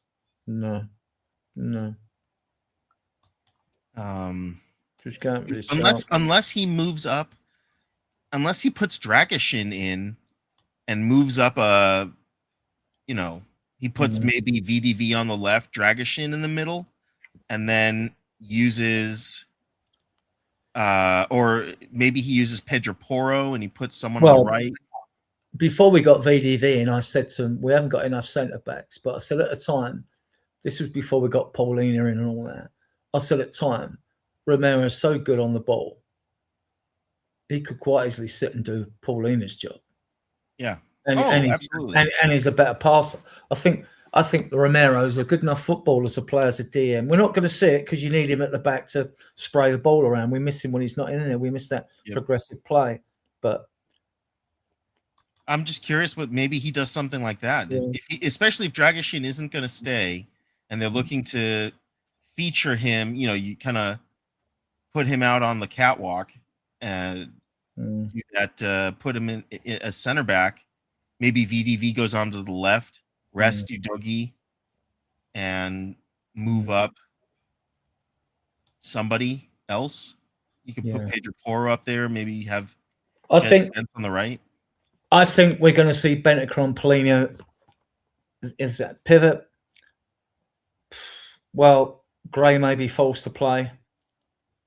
I hope not. You can see he's tired. He's not playing very well. He played a few games for Leeds as a number 10. When I've seen him playing Leeds, he was great in midfield, and he played 30 of 3 games or something right back out of necessity. I like Gray a lot. I mean, I know there's fans out there that don't like him. It's fair enough. It's all conjecture. So, but yeah, I mean, we could well see what we see against Brentford. Same lineup. Odobert. Gosh, I hope not. Richarlison and Kudus. I think Richarlison and Kudus are definitely going to be 2 of them. I would like Frank to take a risk. I really like my thought of putting Moani in a free role behind Richarlison. Maybe he'll do it. I like it more than Kudus being there now because we don't know, do we? We don't know. Yeah, no. Impossible to tell. Thomas Frank. And when everyone's fit in this team at the end of the season, probably, we won't have a clue what the lineup's going to be. We'll be sport for choice. Well, there's so many permutations to choose from, so many blends of midfield 3. Well, we know about the back 4. We will know that roughly the back 4, and they go, okay, but the rest of the team is going to be an issue. Right, I don't know if there's any more comments in the chat. Yeah. For the rest of the year. Good run, he's staying fit, you know. I think number 9s, there's a lot to ask of number 9s in this league now. I mean, all right, Ireland smashes it, but you know, you're getting balls pinged at you. You've got no one next to you virtually to lay it off. If you're going to head it back, you've got to be accurate with your head and everything else. I think there's a lot to ask. And his touch is not good enough from strikers who've had at his club, Richarlison. But it's also not as awful. He does lay some good balls off in games. He does. But not good enough for me, though. Nita Romero, don't get me started. You're obviously a fan, or maybe you're not a fan. The only thing about Romero, I am a fan, but he has that bozo gene where suddenly when things start going wrong, they go epically wrong for him. It's not like he can just have a slightly off game. He's either got a great game or not a good game at all. So, Alan, what's your predicted score? And in the chat, give us your predicted score before I ask you. And smash the like button, guys. I mean, and subscribe to the channel. We bring this content here for nothing. Come on, smash the like button and subscribe to the channel. It helps the algorithm, and then you get to come to listen to us. Definitely hit the like, please, and definitely subscribe. I would say because I don't like voting against Tottenham, I don't think it's going to be a big scoring game. I think it's going to be 1-0 to Tottenham. 1-0. Yeah. 1-0. On the basis, I'm going to go 2-0 Spurs. What's your predicted scores in the chat? And then I'll give the channel a plug before we go, and go through the chat actually before we go. Yeah, too many 8s. Yes, they should. That's why we may get players in that aren't getting game time at their clubs. That's one positive. But we should be, look, our recruitment team, there's 10 of them under, what's the name? They should be having loads of conversations. And if we're not hearing ones we were linked with before, it's because those players have probably said, no, the clubs have got no intention of selling, so we've moved on. Fair enough, they can't drum that out. Yeah, fair enough. Well done, Drula. 2-1 Spurs, yeah. Yes. Sorry, not 3-1, 1-0. Fair enough, Sonny. 3-1, RKM hat trick. Yeah. Wouldn't that be wonderful? God, that would be so wonderful. Yeah, or even if Tell and Odobert got to go and come on, like. It depends on who we bring in this winter window. If we bring no one, I think one of my fears is that we're going to offload a bunch, but we're not going to convince anyone to come in. or have a very difficult time convincing I someone. can see us ending up with Slovenia though, because if Semenyo goes to Man City, they've got, like I said, they've got 4 other players they can use on the wings and playing those roles. So that is not going to happen. No, yeah, we won't get relegated. There's too much money involved in this club to get relegated. No. Right, guys, we've been going for an hour and 50. I want to thank, you got 65 of us viewing us on various platforms. Guys, please hit that subscribe button. We bring this content to you for nothing. And subscribe to the channel. And you can find us every Tuesday, Friday, and Sundays. And we have got a Facebook group, an XCOM group, all called Spurs Dial. It's not hard to find. So yeah, please subscribe to the channel and smash the like button, because it helps the algorithm, helps us to grow. I heard this rumor, Drewley, but he's doing Wilson. very well Is he at Fulham. Yeah, he's 30 years old. I don't think we're looking for a 30-year-old. Yeah. Yeah, if he's injured again, that's not good. Same as Oscar Bob. He's had lots of injuries as well. Yes. Yeah, because he's injury prone.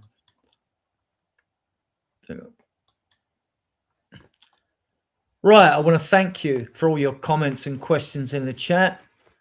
I want to thank everyone watching us on various platforms. I want to thank Steve and Alan, who are regular Friday guests. And usually James is with us as well. Well, our next show will go out Sunday. EMF will host a show Sunday at 21:30. If the time changes, we'll let you know, but it should be at 21:30 on Sunday. With that, all I can do is thank you all again for your support. Wish you all a happy new year. Yes, happy new year, everybody. And I'll play you out actually with EMF's song. He wrote this one, and nice. It's very appropriate Spurs song, actually.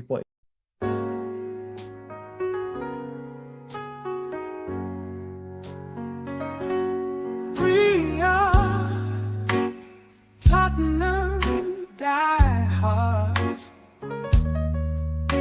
Something I can't explain. We follow through sun and rain.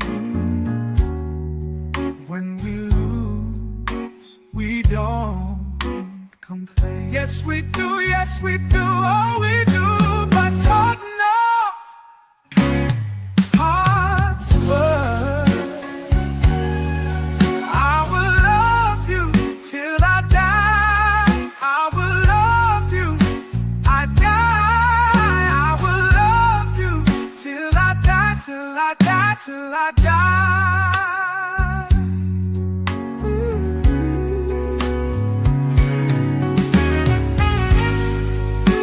We follow through sun and rain, rain. When we lose, we don't complain. Yes we do, we do. But Tottenham Hotspur, I will love you till I die. I will love you, I will die. I will love you till I die, till I die, till I die.